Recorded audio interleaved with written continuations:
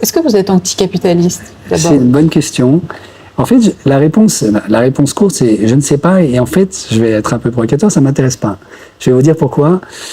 Je trouve qu'en France, et peut-être en partie dans ce qui reste de la gauche italienne, on est obsédé par cette question du capitalisme. Mais moi, je ne sais pas ce que c'est que le capitalisme. Ce n'est pas une manière de me défausser. C'est le capitalisme, mais vous savez très bien, le capitalisme rhénan de la Suisse, de Zurich, ça n'a rien à voir avec le capitalisme de Paris. Le capitalisme parisien aujourd'hui n'a rien à voir avec celui de Paris en 1960, n'a rien à voir avec celui de la Californie, et n'a rien à voir avec celui de Stockholm. Donc de quel capitalisme parle-t-on? Il y a plusieurs types de capitalisme. Bruno Amable a écrit là-dessus, et avant lui, Michel Albert avait écrit là-dessus, etc.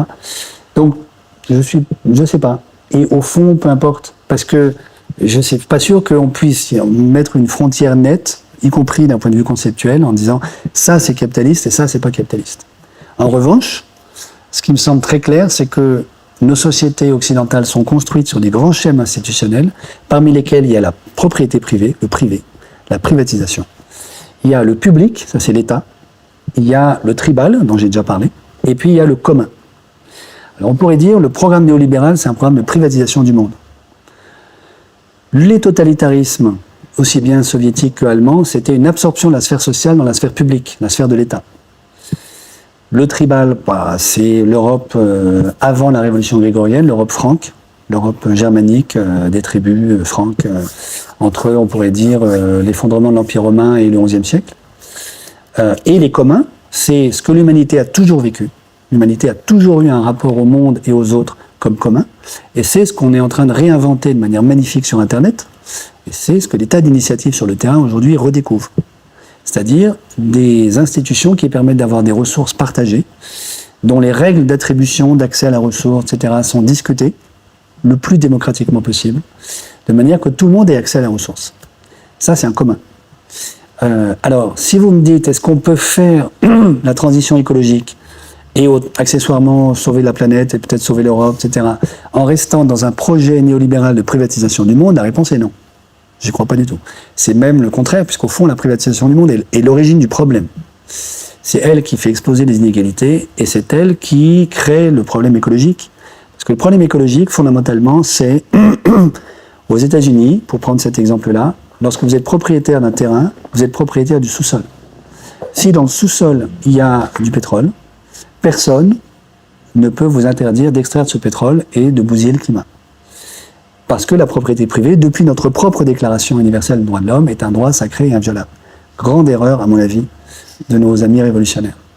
De la même manière, lorsque Bolsonaro, en Brésil, décide de continuer à déforester et à détruire l'Amazonie, il fait, je crois, on pourrait appeler ça à coup sûr un écocide et certainement aussi un crime contre l'humanité, vu qu'il est en train de détruire le grand poumon de la planète, et que d'une certaine manière il met en péril la survie de l'humanité à la fin de ce siècle ou au siècle prochain.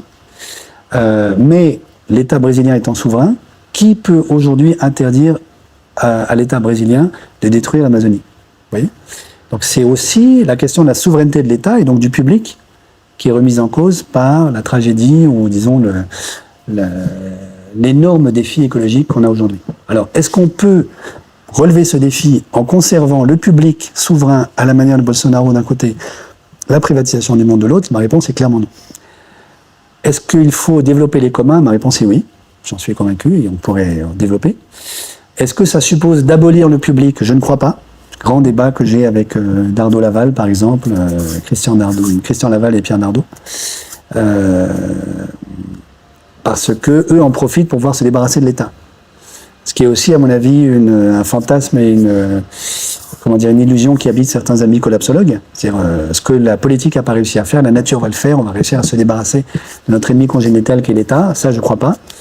Et donc, ça veut dire que, probablement, il faut imaginer un type de société dans lequel on peut donner comme mission à l'État, donc au public, d'instaurer du droit qui assure les conditions de possibilité d'émergence de communs dans la société civile. Est-ce que c'est capitaliste? Probablement pas. Est-ce que ça suppose l'abolition de la propriété privée comme telle? Pas forcément. Il peut y avoir un petit secteur de biens qui continue d'être géré comme des biens privés. C'est pas forcément catastrophique. Mais vous voyez, mais c'est un autre projet politique. Et du coup, à quel moment est-ce qu'on sort du capitalisme ou pas? Je sais pas.